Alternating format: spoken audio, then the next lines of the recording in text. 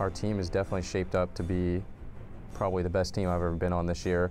I don't think that we've had many issues in terms of synergy and stuff like that, but Mez and I have definitely wanted to play together for quite some time, but we never were on that competitive level yet, so I wasn't really sure. You always see a different side of people when you're on that competitive level. Sam, I've already played with before, and that's kind of why I was gunning for him to be our fourth. I knew he was going to be a great fit for us. Mez and Trill were just like, okay, we trust you. We finally got him on the team, and we've been able to hold that number 1A spot.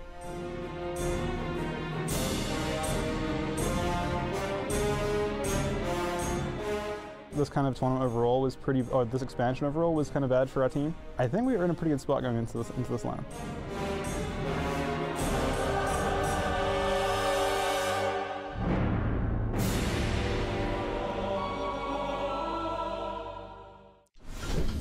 You heard it from the man himself there, Sidhu saying this is the best roster he has been on.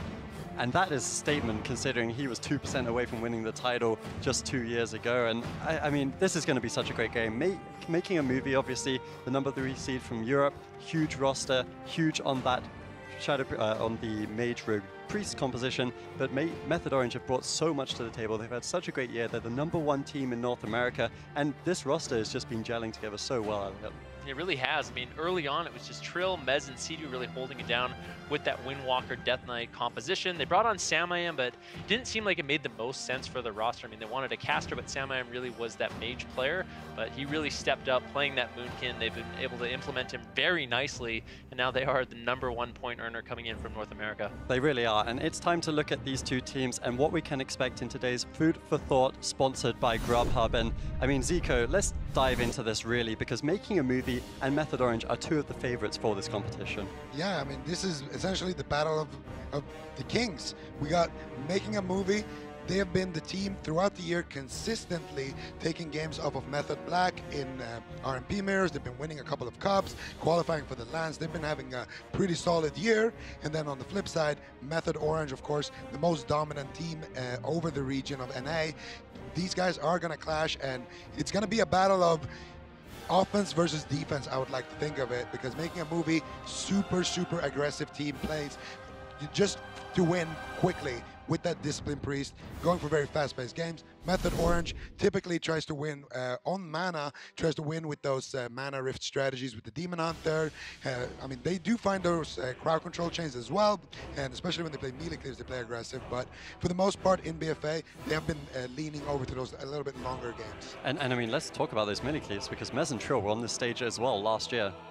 Yeah, I mean, they got 3rd place playing that Windwalker DK with Colo. This year, they are playing the same, or they were playing the same comp with Sidhu. Did super well, winning many cups. But now, of course, Death Knight and Windwalker aren't seen that often in competitively, and they've managed to adapt a little bit instead, bringing in Samayam more and more as well. Yeah, I think Samayam's got to be one of the big people that we do talk about there, because he's just 20 years old. He's not been on such fantastic rosters. He's never really seen the success. I think this is even his first BlizzCon, right? Like, he hasn't been to BlizzCon before, and he's had such a great year, I mean, for such a young player.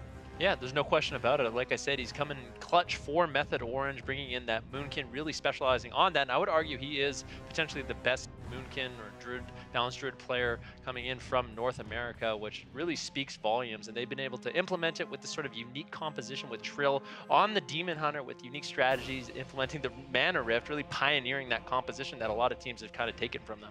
It really is a lot to think about, especially if you are making a movie. And Food for Thought is sponsored by Grubhub. Grubhub is offering new users $9 off with their first order of $15 or more with the Grubhub app using promo code MAGETABLE. But let's really dive into this one here.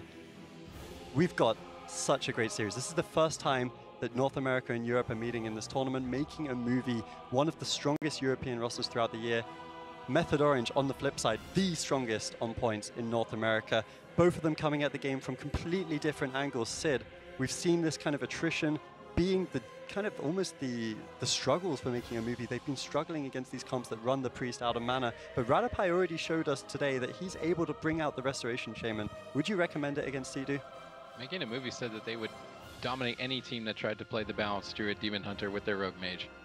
They just flat out said they would dominate it. So I don't know if we will see them forced into a mirror. It may actually be Method Orange that have to move off of their composition, and that's what I'm most curious about in this series is who's going to shake in the blind pick, who's going to try and go for the mirror instead of going for their mains, and that's what we're going to find out here very shortly. And Making a Movie are sticking to their mains, but Method Orange are as well, and Mez is going to be entering the first game of this series. I don't think anyone was expecting to see a Death Knight throughout most of BlizzCon, but now we've seen it twice.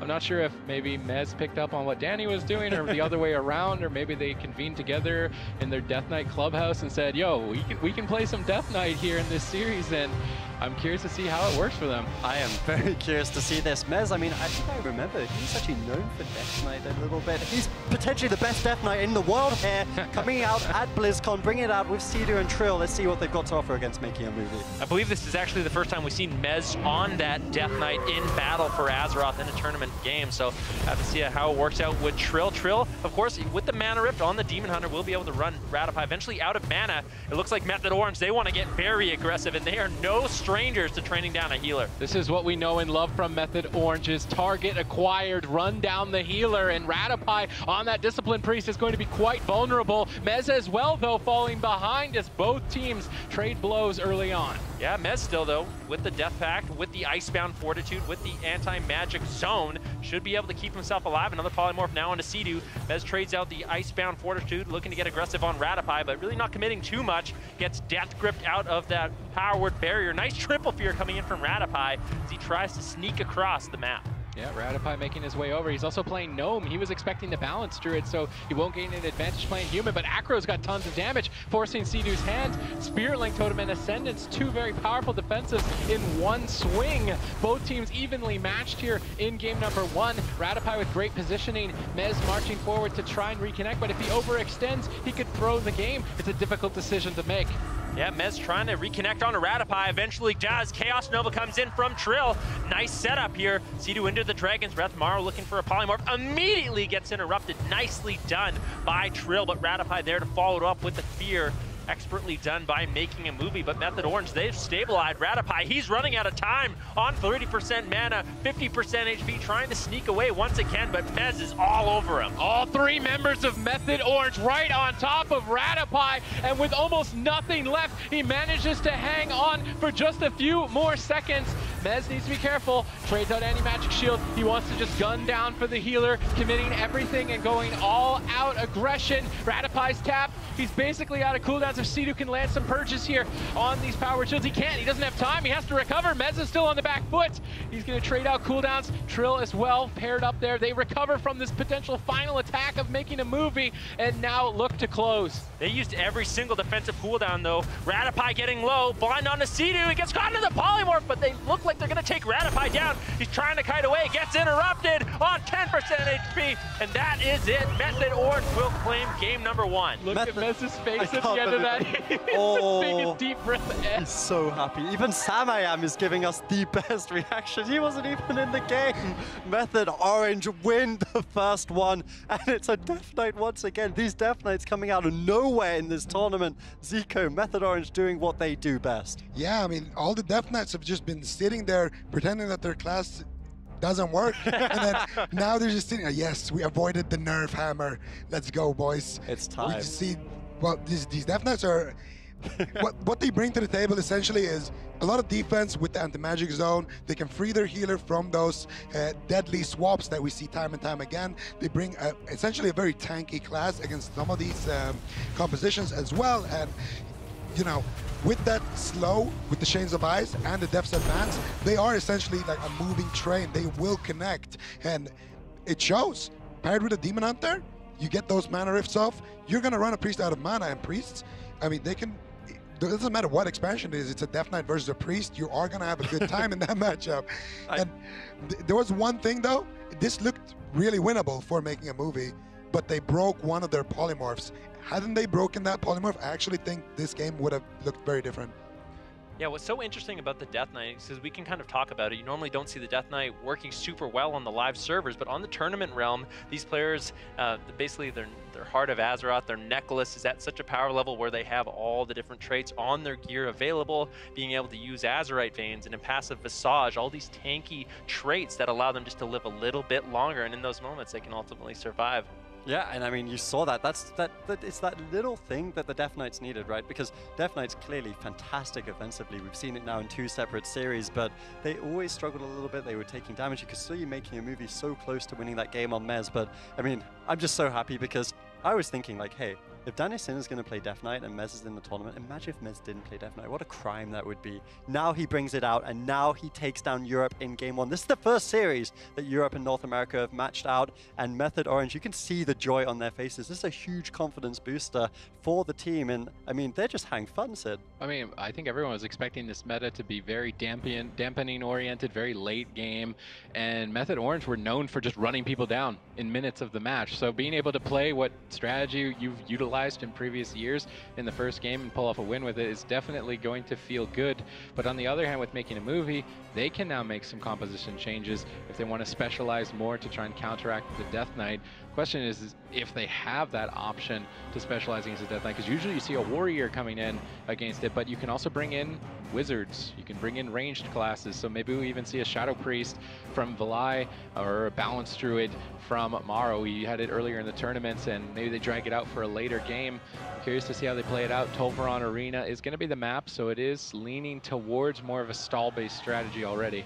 Yeah, and I think Tolvaron Arena is going to be a map we see select against Method Orange quite often, given the fact that they like to run these more melee-centric compositions. Making a movie, though, they have a dilemma right now, because Method Orange will lock in some sort of cleave, we expect, or they can even lock in the Demon Hunter Moonkin with this advantage they have. Do Making a Movie go with the Rogue Mage Priest again, Zico, or do you think they should go for something else? Basically, I'm asking, how one-sided was that last game? I think Making a Movie could have won that last game if they played a little bit better.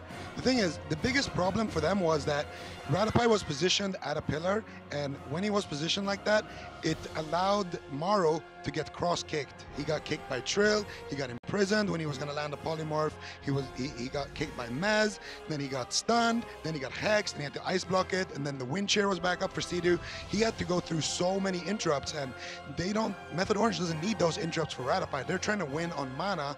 When Ratapai has no mana, they're going to win the game anyway. So they can just freely throw off all those kicks onto Maro and make his life miserable. With better positioning, I think Maro is going to be able to put out a lot more pressure. Can he be able to put out a lot more pressure and land more CC? I think they can easily win that match. And I think maybe, I don't want to see a Frost Mage here, actually. Yeah, you don't think the Frost Mage would be very good? Well, at the beginning of the day, we kind of talked about secrets for these teams. And Method Orange, this may have been their secret, bringing his Mez on the Unholy Death Knight. And Making a Movie, they have to now respond. Do they have an answer for this composition? I think on this map, they ultimately should, but it's just so difficult. When you go up against a Demon Hunter, you are eventually going to run out of mana because of that mana rift. It's just an inevitability. So they have to find a comp that can win early enough or allow Ratapai to sneak off and land some drinks. And I mean, do you really ever want to challenge Method Orange at that long game? I mean, with Ratapai on the Shaman, he did look okay in the first series, but it's got to be, that would be a huge statement if they tried to lock in an attrition comp here. Yeah, it definitely would be. Method Orange, I mean, this comp is like an upgraded Windwalker Death Knight for them. I mean, it's like a Windwalker Death Knight, except you have Darkness to cover, you know, another potentially fatal go, as well as the mana rift to run them out of mana even quicker. So Method Orange, they've been able to implement a composition that really highlights the strengths of this team and all the synergy that Mez and Trill have built together, running these cleave setups together, they're able to implement in this tournament.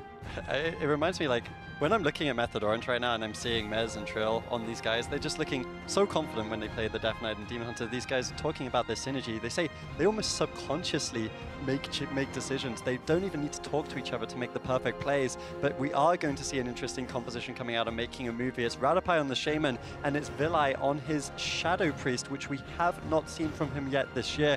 It is, of course, his main class here. What do you think of the pick? I mean, I think this is what I was expecting.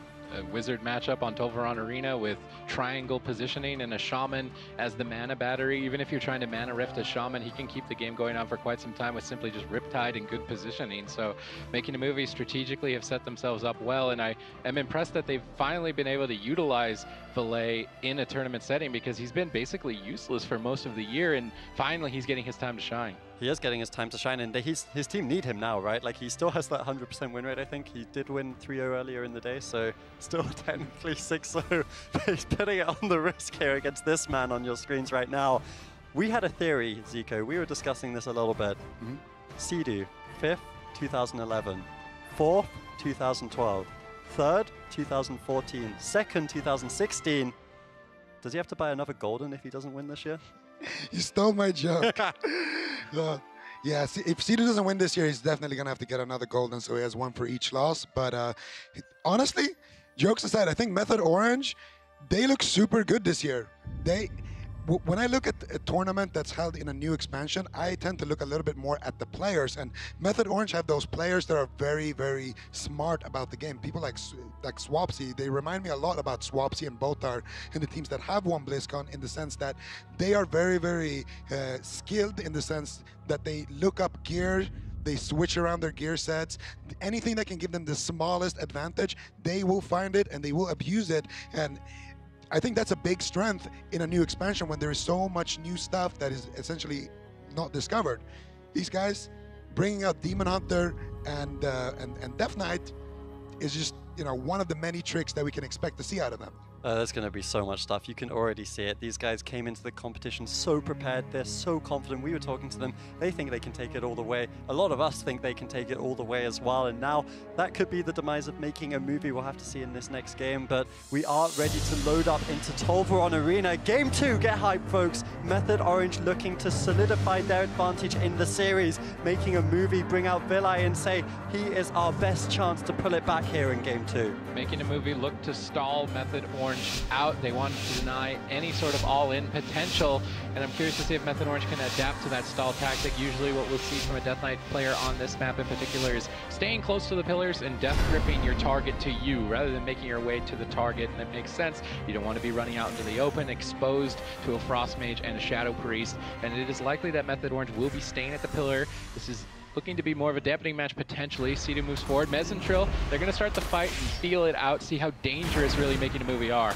Here's one of the things about the Unholy Death Knight is they can actually stay on top of a mage with the Death's Advance, with the Chains of Ice. A Frost Mage actually has a very difficult time kiting the Death Knight, so they might be able to just run Morrow down in this matchup, prevent any sort of incoming damage that he can do, and it's really going to be up to Valet to sort of set up plays, set up the damage, get the crowd control rolling in order for them to land a kill. I mean, Making a Movie already initiated great crowd control on Sea-Doo and got basically nothing from Mez. So this is devastating for Making a Movie so far in this match. Morrow has had a few close calls already, managing to hold on to the ice block, but now getting gripped back into the fray. And Mez on this Death Knight, you couldn't have predicted it.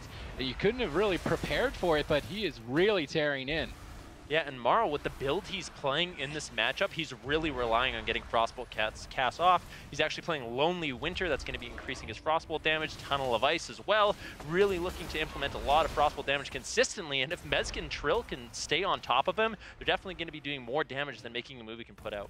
All right, Morrow getting caught with tons of damage thrown at him. Ratify looking to try and stabilize some healing ways, but there's a lot of ranged interrupts on this composition from Method Orange, so Ratify needs to be careful. Any lockout could easily force an ice block. Sea-Doo positions on top of Morrow inside of that blizzard to make sure he can't be polymorphed.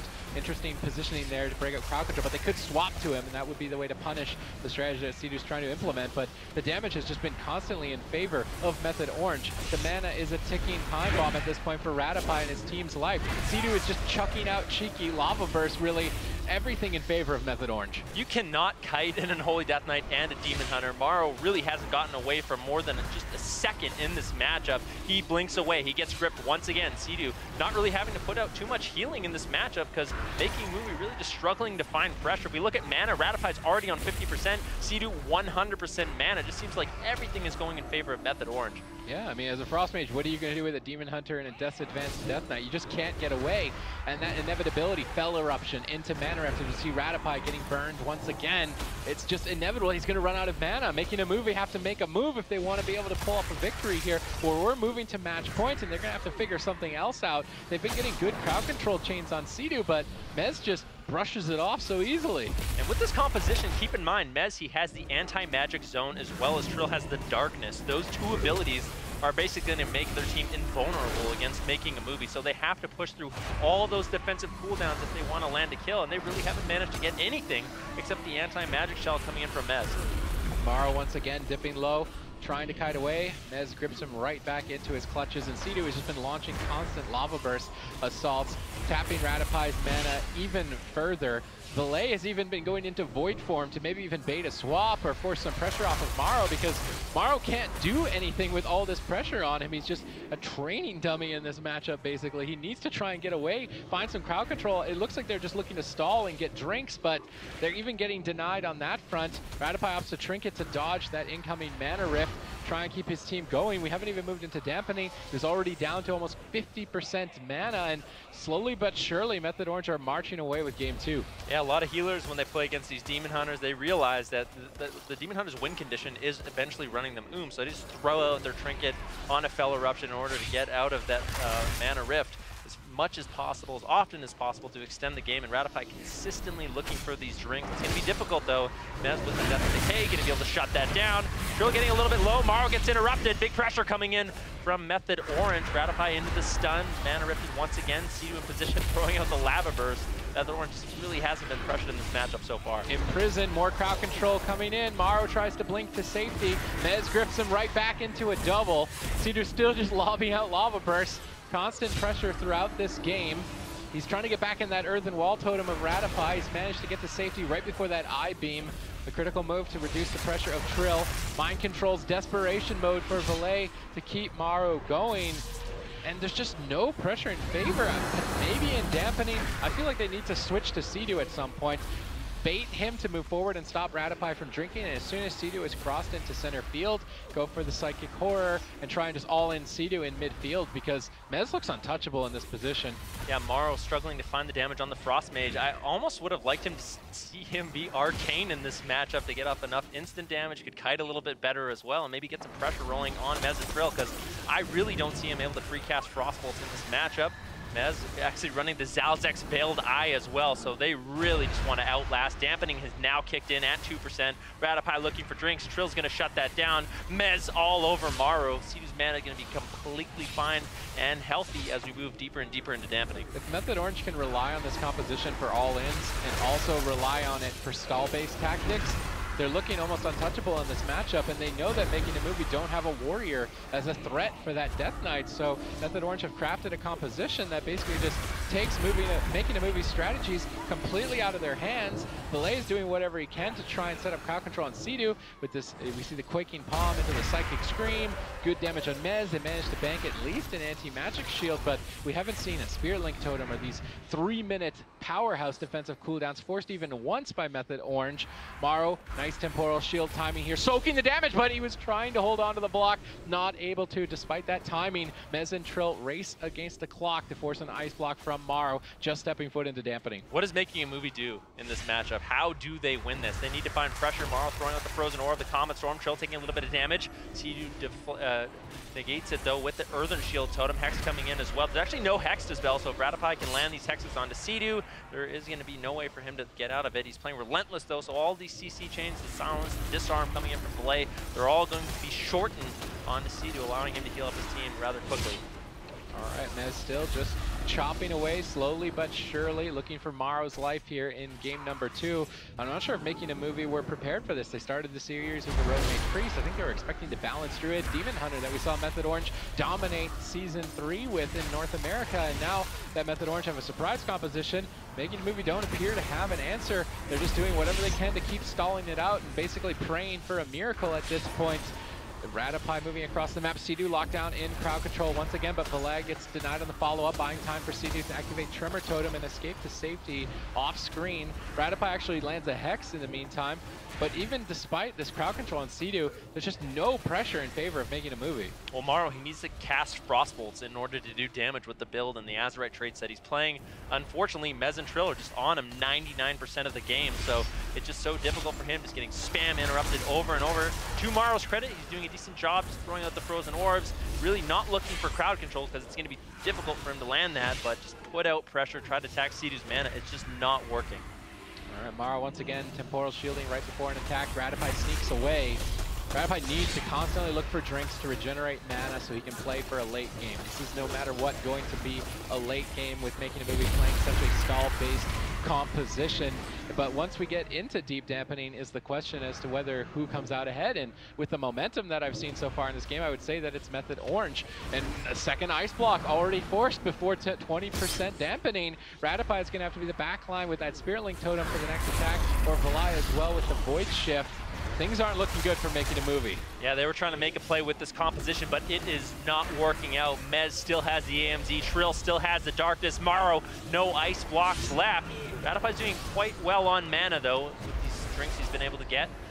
He's been able to stabilize his mana and keep Morrow alive, but I just don't know what the win condition is for making a movie. As I say that, Sea-Doo caught into the silence on his Ascendance. Mez getting low, doesn't want to throw away this game. Method Orange is doing very well, but if they don't use their defensive cooldowns properly, they could throw away this game. I like what Valet is doing now. Instead of crowd controlling Sea-Doo when he runs in mid-map, just attack him. Toss out some damage and build some pressure on multiple fronts, and I think that is the way that making a movie can find victories, to go after Sea-Doo. And he's going to have to be careful with his positioning. Should he get caught in center field and all three members can connect, it could just get erased from the game. Making a movie are finally starting to show some signs of momentum in this match, but it might be too little too late. Morrow getting gripped back into the fray, trying to blink back to safety. Radapie repositioning. This is what I like by making a movie. They're playing the map out excellently, kiting away from Sea-Doo, making sure that he's dragged across the center of the map as frequently as possible. As we see him crossing center field, he gets attacked by Valet.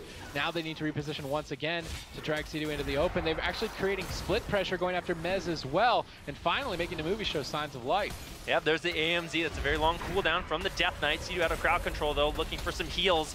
Morrow gets gripped in. He gets life gripped away. Nicely done by Valet. Valet's been doing an excellent job in this matchup so far, setting up for his team, making sure he's landing CC onto Sea-Doo. Morrow in a little bit of trouble right now, blinking out of the Earthen Shield Totem, making Mez and Trill sort of lose that tankiness from that Wrestler Shaman cooldown. Nicely done, but still under fire. Temporal Shield does get used. That should top him off. Makes him very tanky. Radapie throws out his own Earthen Shield Totem. If we look at mana, Radapie is not doing too well. Sea-Doo repositioning to the closest pillar to his team. He constantly has to move across center field and not get intercepted by Valet, and that's not an easy task to do as a healer against a Wizard Cleave on Tolvaron Arena. So Sea-Doo ducking for cover excellently here as we move deeper into dampening. No ice blocks for quite some time. Radapie and Valet need to keep their eyes wide open to save Morrow should pressure start to mount. Morrow kites away, Sea-Doo in crowd control, Mez remaining the primary target. Trying to drag Mez once again across center field. Valet moves in. Sea-Doo tries to pre-tremor the Psychic Scream. Manages to do so. Nice read by Sea-Doo. Yeah, but Trill threw out the darkness as well. Getting hexed up was Sea-Doo. Maz getting lower. Can they take him down? This would be a miracle kill coming in from making a movie. Sea-Doo has to trade out a Spirit Link, and all of a sudden, making a movie, they're not looking too bad. Ice Blocks coming up in 8 seconds for Morrow when that cold set resets, and maybe making a movie can find the kill here on this Death Knight. We can also look at the mana, though. Radapie is almost completely tapped on that front, even if he has defensive cooldowns. I will say that was a bit of a blowout by Method Orange. They overcommitted a lot of their defensive arsenal, now falling even further behind, and finally Mez forced on the defensive, desperately trying to duck around the corner and recover with Sea-Doo. Finally making a movie, have some momentum, but Radapie needs to sneak away for a drink and regenerate that mana. That's really the only win condition right now for Method Orange. If Radapie can deny it, I'm not sure what Method Orange can do in this position. Icebound Fortitude gets used by Mez. He just wants to be tanky. He wants to move in for the kill on Morrow. Unfortunately for him, Morrow, he has the Icy Veins, uses it. AMZ going to be traded out by Mez, as well as the Ascendance from Sea-Doo. That's the last line of defense for Method Orange in order to stay in this game. Making a movie. Morrow's getting low, still has the ice block as he manages to kite away for a second. Trill all over him. Mez there as well. Not going to mess around as we are at 42% dampening. Morrow just opts to trade out his Ice Block, doesn't want to be taking too much damage. There's no way he can kite in that situation. Making a movie are going to be burning through defensive cooldown after defensive cooldown moving forward as we're reaching critical points in dampening. Cross crowd control forces Mez to trade out anti-magic shield. A Hex from Ratapie to follow it up. Mez in a 3-on-2 with not much left to stay alive. Lots of damage from Valai as he cranks it up to tie this up in game 2. Not enough damage to finish him off. Sidu denies the kill, and now Maro's on the back foot. Yeah, Maro has to run away. Once again, that was a very close call, but Sidu with the Earthen Shield Totem does make Mez tanky enough for him to actually land a few heals in this matchup. Mez still really struggling, though. The Frozen Orb damage, the Comet Storm might be enough for making a movie. Mez gets lower, hanging on by a thread all over Maro, but Maro stabilizes Ratapie, keeping him alive with basically nothing left. Heals come in from Sidu, keeping Mez alive a little bit longer. They're looking to take down Maro. No Ice Block. This is such a tense moment for both teams. I mean, at this point, Maro could easily fall, Mez could easily fall. Dampening just keeps getting higher, and the mana keeps getting lower. Maro sneaks in a Polymorph. Mez still all alone. They force Void Shift as well. Right before Valai went into Void form, both targets are vulnerable. Ratapie's tapped. Both teams running on fumes at this point. Dampening at critical mass. All 3 members dangerously in trouble at this point, but Mez could fall at any second as well. Sidu buying whatever he can for the next 3 seconds. He needs that Earthen Wall Totem. He's desperately trying to make it to that point. Mez retreats away. He can't stay on target. Looking to recover back behind the pillar. Maro still under pressure from Trill. It's up to Trill to keep the momentum up. If Ratapie can reset, that could be devastating for the team of Method Orange. Yeah, Maro looks like he got some heals, but Trill is able to stay in mid-field.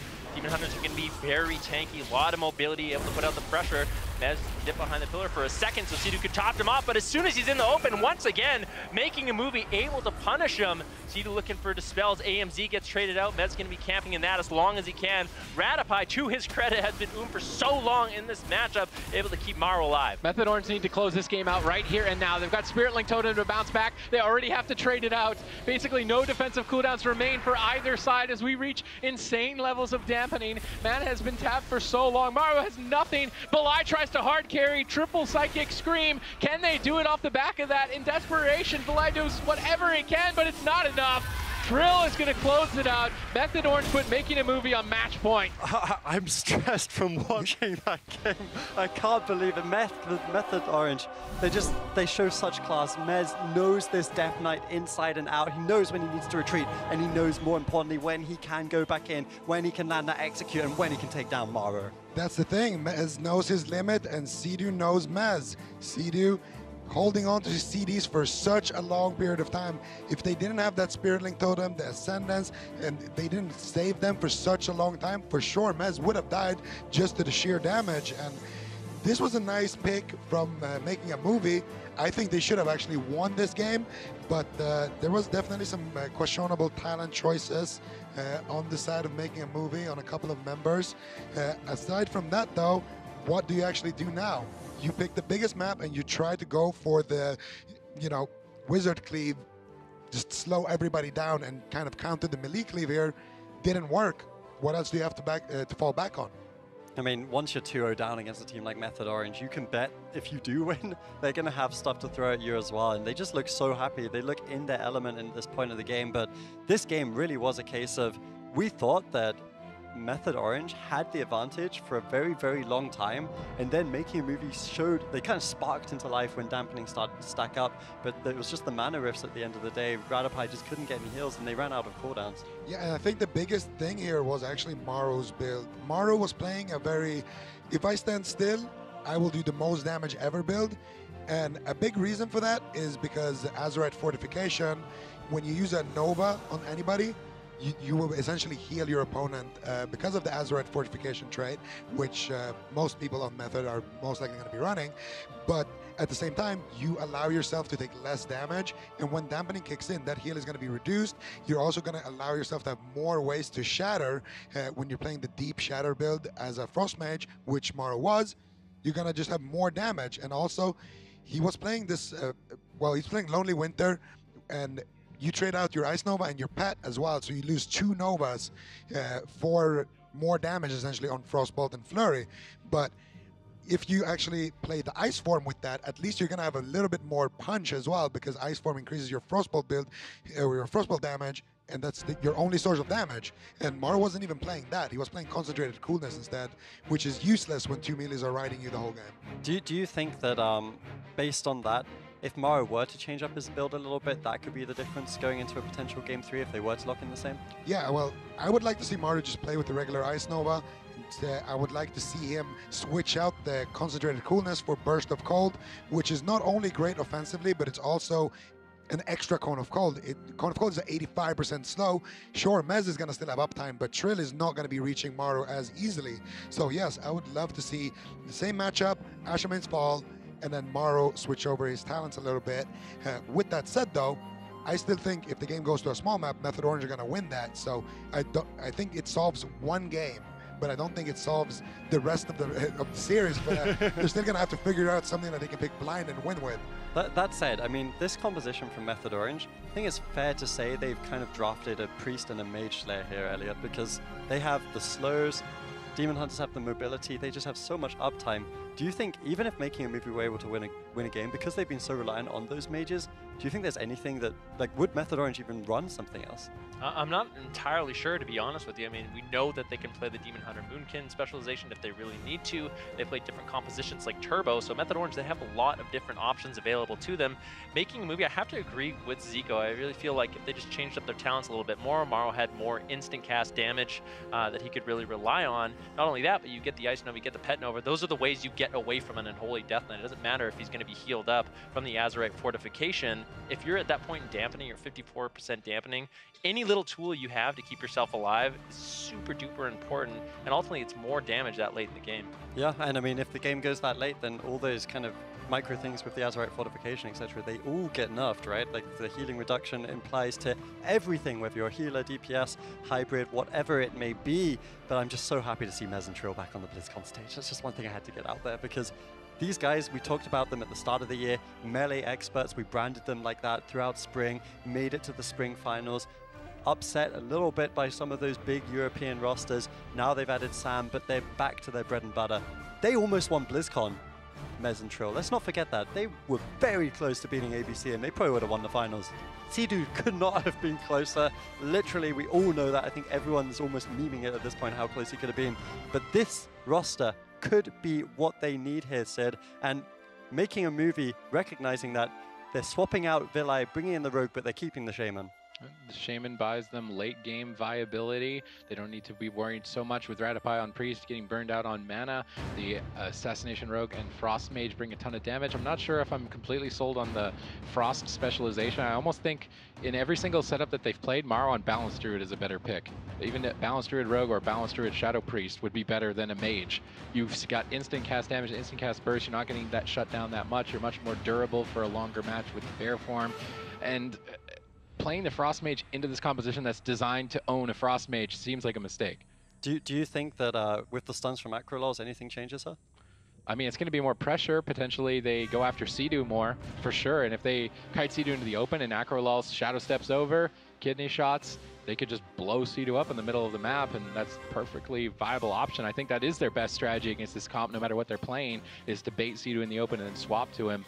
I just think other compositions would implement on it better. When we saw the Frost Mage, I saw both the mages on my desk saying, like, not saying anything, but just shaking their head. Zico, I got to ask you first, what do you think about this pick? Would you have rather seen him on the Moonkin? I mean, I would have rather seen a lot of things, actually.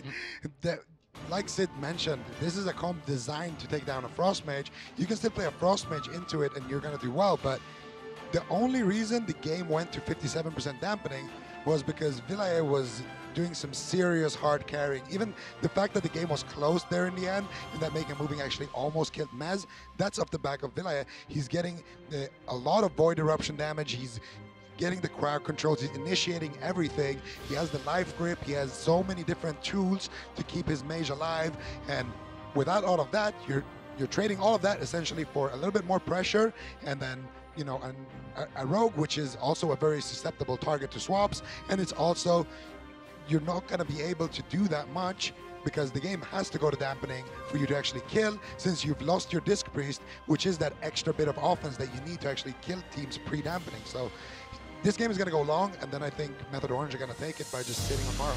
Yeah, one of the reasons I don't like this composition very much is, let's not forget, Unholy Death Knights and Demon Hunters have a lot of cleave. If they're on top of Morrow and Acro is trying to mess around with Mez or Trill, he will inevitably be getting cleaved down as well, and he will be a perfect target for them to swap to.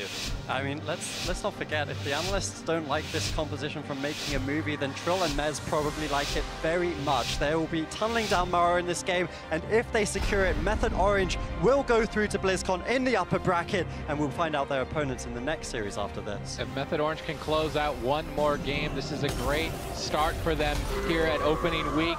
1 week before BlizzCon. They're dominating with this composition. Everyone prepared for their Balance Druid. Method Orange knew that, so they prepared something in their back pocket. They kept it a secret. Nobody would have imagined Mez playing Death Knight, but it's been tearing making a movie apart. We saw Danny even implementing it in an earlier season, and Death Knight might be the secret ingredient to taking a BlizzCon win here this year. That would be very surprising indeed, but I wouldn't put it past a team like Method Orange. Morrow taking quite a bit of damage early on. Looking to get aggressive with his Ebon Bolt. Managed to find some pressure on Mez, but Sidhu was able to heal through it. I think they trade out the blind on the Sidhu. He trinketed out. Very fair trade there. Morrow uses the Icy Veins, wants to get very aggressive on a Mez. Uses the AMS. Vanish comes in from Acro, looking to get hyper aggressive with the Vendetta, basically committing all his defensive cooldowns. And Method Orange, they shrug it off. Yeah, Sidhu making some fair trades and getting their team quite far ahead in terms of defensive cooldowns, which means they can play much more aggressive on Morrow and burn Ratapai's mana that much faster. It's looking grim for making a movie here on match point on Ashamane's Fall. Their stall-based strategy basically being thrown right back at them by Method Orange. Even without any dampening, Morrow's been constantly forced to retreat away with Ratapai. I want to see that swap to Sidhu. He's got no Gladiator's Medallion. Morrow is trying to bait him across the map. I can only imagine so, but he's falling behind. Tons of damage. He's holding onto that ice block just in time for Temporal Shield to go off. Mez now gets peeled away by Acro's Kidney Shot. Acro waiting for that powerful Vendetta cooldown available in another minute. When that becomes available, he's going to be launching an attack. He's been going after Sidhu just a tad, just poking him, trying to make him soften up a bit. Ratapai even chucking out Lava Burst, and I think that's allowing Sidhu to realize, hey, they're thinking about going after me, and he can start out-positioning them. Yeah, he's trying to cut away in Ghost Wolf right now. Acro uses his Shadow Step over onto Mez, lands the Kidney Shot. Morrow gets a little bit of breathing room, able to cast out the Ebon Bolt on Mez, finding some pressure. Trill trying to shut that down, reconnecting onto Morrow for now. Acro spreading some pressure on Sidhu, but Sidhu in the Ghost Wolf, he's able to kite away, making it very difficult for Acro. You can see Mez, he's just keeping Chains of Ice on Acro over and over. A very powerful snare, making it difficult for this Assassination Rogue to actually find the uptime he needs. All right, Method Orange starting to get a huge lead on mana. I mean, just take a second and look at Ratapai. The blue bar below the slightly less blue bar, it's almost completely empty, and when it runs out, Ratapai can basically no longer heal, and the pressure has been constantly mounted towards Morrow, and Acro on a melee means he has to get close to Mez and Trill. He can also take some damage. Ratapai basically has to heal 2 members of his team with no mana. I'm not sure if that's a task that he can really handle against Method Orange. They started off with an all-in aggression. Now they've shown that they can also play the stall-based tactics. They've got everything rounded out, and down goes Morrow. Method Orange, a spectacular showing in opening week here just before BlizzCon. Yeah, I mean, that was just an insane game. I really didn't like the Frostmage pick coming in from Morrow. Method Orange, they picked the perfect composition, basically put making a movie in checkmate. You could tell that they really didn't know what they wanted to do. I mean, that was checkmate and a half. Method Orange with a 3-0 resounding victory will advance them to BlizzCon in that upper bracket. Morrow falls, and so do the first European hopes in the North American European matchup that we will see here. You can see good sportsmanship, so much happiness for Sidhu and his boys. They are one difficult step on the road to that BlizzCon title. Yeah, and I mean, this is the best seats in the house. This is as good as of an opening week that you can have. If you're Method Orange, they're going to be happy. They have shown some stuff, though, for the rest of the competition here. Now the other teams that still remain, well, I mean, making a movie didn't get knocked out, but the teams that remain on their path, the teams that they're most likely going to run into, those guys know about the Demon Hunter and the Death Knight now. And in general, I think after seeing the Chinese squad as well, people are going to respect the Death Knight pick a little bit more and maybe use this week to plan for facing more Death Knight teams. And it looked pretty good. Yeah, I mean, it's worth noting, we're only just getting started here. This is opening week. This isn't even the main event at BlizzCon starting this Friday, folks. Method Orange will be there. That will be their next series. They will be playing it out in that upper bracket, going up against the winner of the next series, which is going to be another fantastic one to round out today. But we can see some of those big teams starting to make an impression on this tournament now. We've got the Gosu crew, we've got Method Black, and now we've got Method Orange sitting in that upper bracket, looking fancy.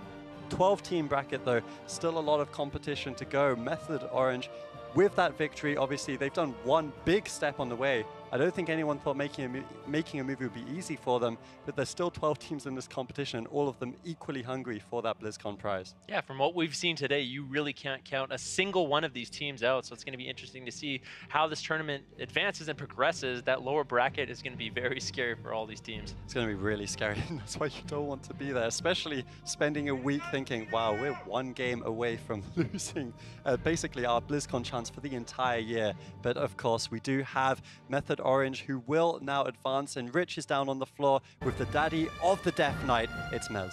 I like that a lot. I was going to call him Lord Mez, but I think we're calling him Daddy of Death Knights now. But I didn't think I was going to ask any questions about this class today. What is it about DKs that not only do we see it in the previous series before yours, but then we see it in yours as well?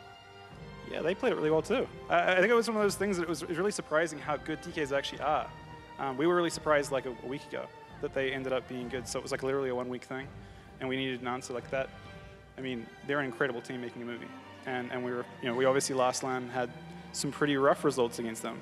Yeah, so I mean, this was what we needed, I think, and I'm lucky that it, went okay for us today. Even the daddy of DKs was surprised, but a big thing with your squad has kind of been innovation. And I'm curious, and I'm sure a lot of the folks at home are curious as well, how does that innovation actually happen on your team? Is there one person who's figuring out, oh, this is the gear we should wear, this is the comp we should play? Well, I mean, I think Ryan's huge for that. Like even today, yesterday, I think we tried different, like Ryan just had this idea, like we're rooming together this tournament, and he just like has ideas all the time about that kind of thing. So today we tried out 3 different things. I think he was even playing in that last game, he snuck in a mana break, which was something we'd never tried before, and ended up winning us the game. So definitely Ryan's a huge asset. Yeah, so we see that from Trill quite a bit, but I kind of want to talk about your team as a whole and how it actually does work, because obviously a lot of us know that you and Sea-Doo both now have a child. It's a huge life change. You have Trill, who plays absolutely every aspect of the game, and then Sam joins the team later on. If you weren't on this team, would you still be able to even compete the way that you are now? This was the one for me, for sure. I mean, it was this team or it was no team. Like Chuck approached me. I would definitely have never teamed with anyone but Ryan at this point. Trill, that it was meant to be, I think. We're gonna see how much it was meant to be. These guys are looking great to go all the way. It was this team or no team. I think that's the statement that really does speak dividends here, because every single part of this team is fantastic, right? You got Mez and Trill looking great last year. They always wanted to play with Sea-Doo. Sea-Doo and Mez were trying to find this roster for such a long time. Now they add Sam AM. They seem to have this perfect circle. It's like a team roster crafted by the gods. They need to do it though. They still have like 3 more wins, I think, 3 more series on that path to BlizzCon, and it's going to get harder from here. And I mean, the next series that we've got with Skill Capped Red and Tempo Storm, we know who's on Tempo Storm now. Botar's back. If Tempo Storm managed to beat Skill Capped in this next series, they will advance to face Method Orange in the first day of BlizzCon, and you've got Wazing his Peekaboo. Oh yes. Sea-Doo against So Botar, and many it's not great even the finals. It's not even. It's not even the yet. finals. It's incredible. But I mean, let's look at how Method Orange came up with the win as part of delivering the win, sponsored by Grubhub. Zico here, you've got one of those key moments from the end of the match. Yeah, and here you can see quickly, Ratapai has used a lot of his cooldowns. He gets imprisoned there on his trinket. Maro, he's trying to go aggressive here. He thinks he's fine there. I think he gets a little bit tricked maybe by that earthen wall totem, thinking that he's going to be safe there, but he's so much damage comes out of Mez as well as Trill here, and that's the thing. Even if Maru uses Ice Block here, because there's a lot of memes here on the desk especially about not using your Ice Block when you go down, or going down without using it, but even with that said, we're not even in dampening here. Look at Ratapai's mana, look at Maru. They are under so much pressure. It's such an incredibly poorly picked matchup here, and it really does show. Yeah, I mean, it really does show, and that's why they were able to win the game. 3-0 in favor of Method Orange, and delivering the win is sponsored by Grubhub. Grubhub is offering new users $9 off their first order of $15 or more with the Grubhub app using promo code MAGETABLE. That's promo code MAGETABLE to get that discount from Grubhub. And I mean, if their delivery is as fast as we saw the delivery of the win in that game, then you can bet your money that's a good place to be going. But Method Orange, 3-0 victory here, looking fantastic. Now we've got to turn our attention to that next series, the final series of the day, and 2 of the European juggernauts. Now, we've seen Making a Movie, we've seen Method Black. The only team we haven't seen yet in the entire competition was one of the teams that I think most people would say were one of the favorites coming into the year. XRB To The Moon have renamed to Skill-Capped EU, and they will be playing against Tempo Storm. These are 2 rosters that play very similar styles. Both been running a lot of different compositions, running the slower pace stuff. What can we expect in this game, Elliot? Well, when we saw these 2 teams go head-to-head in the European Cup number 3 in the fall season, unfortunately for Tempo Storm, Skill-Capped EU did get the better of them, and they ended up going to turbo mirrors. Now, when I had a chance to interview Botar, he was talking about how they expected 3-0 them, so obviously building up a lot of confidence, a lot of momentum. This is obviously a matchup they knew they had to win if they want to win BlizzCon, because Skill-Capped EU, this is not a team you want to mess around with. And on the meantime, like, you've got such a difficult matchup here, right? Because Skill-Capped Europe and Tempo Storm, both of them, the blind pick is going to be so huge because they have so many compositions. We joke about Tempo Storm being kind of like Counter Storm, and then on the other side, Skill-Capped Europe, they have so many compositions available to them as well, and they play them at such a high level. Do you really think this blind pick could decide it all, ZK? Well, I do think so, because even though we asked Tempo Storm, would you guys win if it was just straight up mirrors all the way?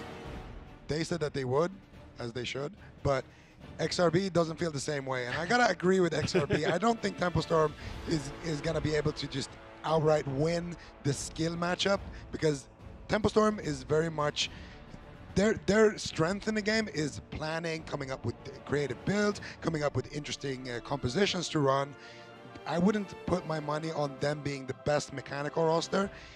And I very much would if you asked me about the skill capped, because these guys have proven it time and time again that they are just incredible when it comes to just mechanics. I think Tempo Storm has to win the blind pick if they're going to win this match. If skill cap wins it, it's going to be a walk in the park for them. It's going to be a walk in the park. You heard it here first, but we've got so much to look forward to in this game. Skill-Capped going up against Tempo Storm will be our final series of the day. Don't go anywhere, folks. Method Orange, though, have advanced. They defeat Making a Movie in the first Europe versus North America clash. It is North America that take it at opening week. Now we find out who will be the final European roster in that upper bracket going into BlizzCon. Don't go anywhere. We'll be back after this.